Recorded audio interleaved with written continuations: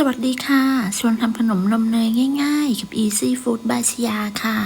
คลิปนี้มาชวนทำเค้กสปันวานิลาขนาด 2 ปอนด์เค้กพื้นฐานต่อยอดได้หลายเมนูหลายแบบ เราไปดูวิธีทำกันเลยค่ะ เริ่มจากการเปิดเตาวอร์มไฟค่ะจะอบที่อุณหภูมิ 160 องศา ก็จะเปิดไฟไว้ที่ 170 องศา เพื่อป้องกันไฟลดลงจากการที่เราเปิดปิดเตาค่ะเสร็จแล้วเรามาลงมือทำกันเลยค่ะ ใส่น้ำตาลทรายและเกลือลงไปในโถ จากนั้นตอกไข่ใส่ลงไปค่ะ แนะนำให้ตอกไข่ลงไปทีละ1 ฟอง หากว่ามีไข่เสียจะได้ไม่เสียไปทั้งหมดค่ะ สูตรนี้แจ็คใส่ไข่เบอร์ 2จำนวน 4 ฟองค่ะ ตอกไข่เสร็จแล้วต่อไปเราก็จะใส่แป้งค่ะแจ็คใช้เป็นแป้งเค้กค่ะ ตามด้วยผงฟูร่อนแป้งเค้กและผงฟูลงไปในโถส่วนผสมค่ะ จากนั้นป้าย SP ไปที่หัวตะกร้อค่ะสำหรับใครที่ไม่รู้ว่า SP คืออะไรคือแบบนี้ค่ะ กระปุกแบบนี้นะคะ ถ้าไม่มีสามารถใช้โอเวอร์เรทแทนได้ค่ะ เสร็จแล้วก็คนส่วนผสมให้เข้ากันค่ะ เพื่อป้องกันแป้งฟุ้งกระจายก่อนที่จะนำไปตี เมื่อคนเข้ากันดีแล้วก็นำไปใส่เครื่องตีได้เลยค่ะ อย่าลืมปาดโถด้วยนะคะเปิดสปีดความเร็วต่ำไล่ไปจนถึงความเร็วสูง ครั้งแรกตีประมาณ1 นาที สังเกตดูว่าถ้าขอบโถมีส่วนที่ไม่เข้ากัน ก็ให้เราหยุดเครื่องแล้วก็ปาดโถค่ะ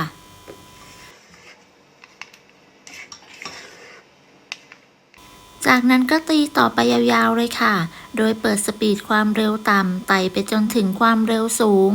ตีจนกระทั่งส่วนผสมมีลักษณะข้น มีสีขาวหรือสีครีมอ่อน ใช้เวลาประมาณ 4-5 นาที ขึ้นอยู่กับเครื่องของแต่ละท่านด้วยค่ะ เมื่อได้ส่วนผสมประมาณนี้ก็ใช้ได้แล้วค่ะ ต่อไปค่ะเราก็จะเปิดสปีดความเร็วต่ำใส่นมลงไปโดยทยอยใส่เทลงไปเป็นสายจนกระทั่งนมหมดค่ะ ใช้เป็นนมสดรสจืดหรือรสธรรมชาตินะคะ จากนั้นใส่กลิ่นวานิลาลงไปค่ะ ตีต่อด้วยความเร็วต่ำประมาณ1 นาที เมื่อครบ1 นาทีก็ทยอยใส่น้ำมันลงไปค่ะจะใช้เป็นน้ำมันรำข้าวนะคะสามารถใช้เป็นน้ำมันพืชน้ำมันคาโนล่าหรือน้ำมันมะพร้าวก็ได้ค่ะแต่ไม่แนะนำน้ำมันปาล์มนะคะใส่น้ำมันหมดแล้วก็ตีต่อประมาณ1 นาทีหรือจนกระทั่งส่วนผสมเนียนค่ะส่วนผสมที่ได้ก็จะเป็นประมาณนี้ค่ะเสร็จแล้วเราก็นำส่วนผสมที่ได้นี้ไปใส่พิมพ์กันเลยค่ะวันนี้ใช้พิมพ์ขนาด 2 ปอนด์ค่ะเส้นผ่าศูนย์กลางประมาณ 7 นิ้วทาเนยหรือน้ำมันที่ก้นจากนั้นวางกระดาษรองอบลงไปใส่ส่วนผสมลงไปในพิมพ์ประมาณ3/4ของพิมพ์ค่ะจะชั่งน้ำหนักได้ประมาณ400 กรัมถ้ารวมพิมพ์ด้วยก็หนักอยู่ที่ประมาณ500 กรัมค่ะก่อนนำเข้าอบอย่าลืมเคาะเบาๆเพื่อไล่อากาศด้วยนะคะจากนั้นก็นำเข้าอบได้เลยค่ะอบที่อุณหภูมิ160 องศาใช้ไฟบนล่างไม่เปิดพัดลมจะวางไว้ชั้นล่างของเตาอบค่ะสูตรนี้ไม่ต้องรองน้ำนะคะใช้เวลาอยู่ที่ประมาณ 28-30 นาที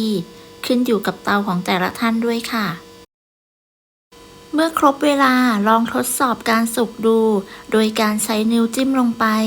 ถ้าเค้กไม่จมหรือแฉะก็แสดงว่าสุกแล้วค่ะจากนั้นนำเค้กออกมากระแทกพิมพ์เบาๆเพื่อให้เค้กเซตตัวแล้วก็พักไว้ให้เย็นค่ะจะพักไว้ด้วยการคว่ำไว้นะคะเมื่อเค้กเย็นแล้วเราก็นำไปตกแต่งตามชอบเลยค่ะเค้กสปันวานิลาสูตรนี้เนื้อนุ่มมากๆค่ะสามารถต่อยอดได้หลายเมนูและหลายแบบไม่ว่าจะเป็นคัพเค้กหรือเค้กถาดก็สามารถใช้สูตรนี้ได้ค่ะสูตรนี้จะใส่พิมพ์2 ปอนด์ได้1 ก้อนและใส่ถ้วยขันข้าวขนาด10 เซนได้อีก1 ก้อนค่ะ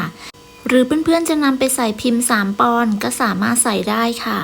เค้กสปัน2 ปอนด์ก้อนนี้จะนำไปตกแต่งแบบไหนเพื่อนๆต้องติดตามในคลิปหน้านะคะสำหรับคลิปนี้ต้องลาไปก่อนสวัสดีค่ะ